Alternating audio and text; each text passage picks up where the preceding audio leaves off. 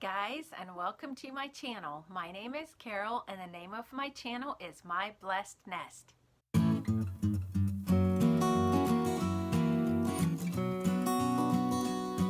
Today I'm super excited to be up here in my craft room creating. I love my new space and I love to craft, and I was invited to a collab with Jamie at Board or Bananas, and it's called the Look for Less Challenge. So we were to find something that we would like to have, but it was a little bit out of our price range. So I'm going to insert my inspiration picture from Pinterest right here.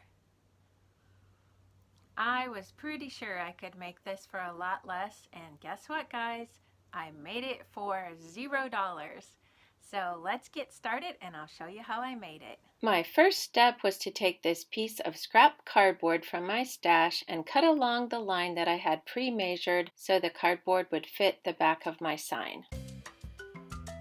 I found these slats from an old bifold door in the basement, and my husband said, feel free to use them for your crafting.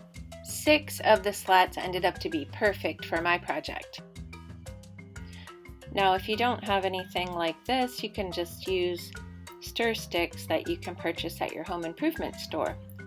Here, I'm just putting little beads of glue to kind of temporarily hold them together so that I can glue it onto the backing. Next, I'm putting hot glue on the cardboard so I can attach it to the back of my sign.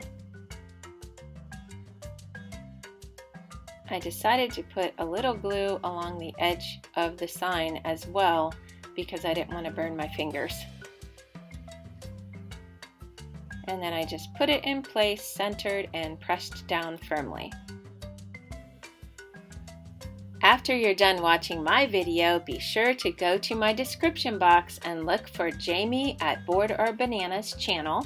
I'll have it linked there, as well as a playlist of all the other collaborators in this challenge. You'll want to be sure and check out all the other videos and show them some love. Here you go, just put your black paint on and cover everything very well. At this point, if I had it to do over, I would have also painted the edges black, because I did end up painting them black after the fact because I forgot, and it was a lot harder than if I had done it at this point.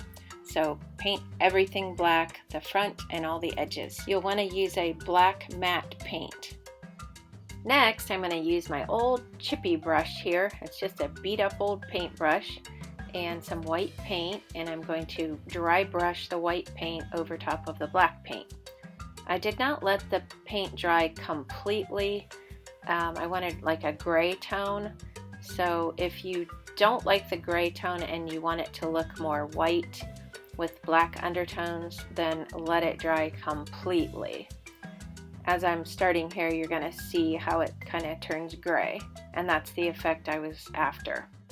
Here's how it turned out after all of the white paint was brushed on. I let the paint dry completely, and then I got the same black out that I started with and my stamp set. It's a stamp set that I thrifted for $2, and boy have I got my money's worth out of it already. I did realize that you need to test the stamps before you put them on your project, because sometimes I would get them backwards or upside down. So I eyeballed it, and I was looking at my little example from Pinterest as I lined everything up, and of course the first word I'm using was only 4 letters, so I indented it a little bit more. I just continued stamping until I was done with all of the words, and it was actually a lot of fun.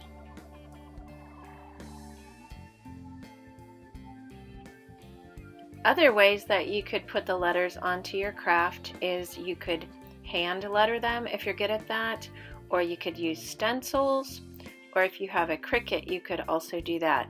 I like to show different ways, so I'm not always doing the same thing, and I do not have a Cricut, so this is a way that you can still join in on the craft if you don't have one.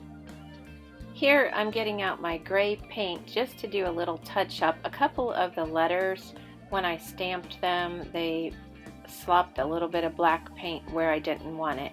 So I just took a really light hand and kind of tapped that on there and covered that up, and when I was all done you couldn't even tell. Some of the letters did not come out fully because of the cracks where the sticks are glued together, so I did do a minimal touch-up job of that, but I did for the most part like the look of how the stamps didn't come out perfect.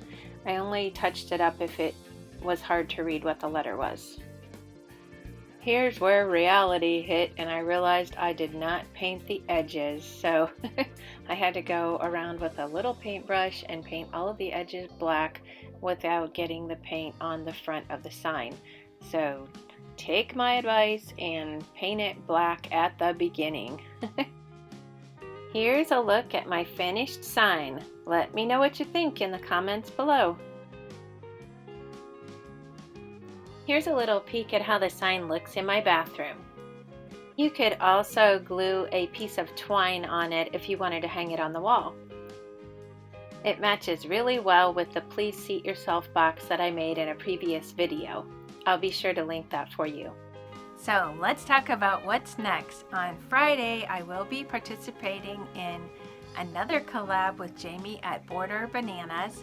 This is called It's Flippin' Friday, and I've been teasing you about my project for this video for a little while. Sorry guys, not sorry.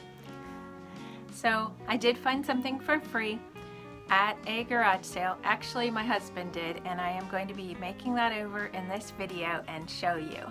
I can't wait for you to see it and let me know what you think.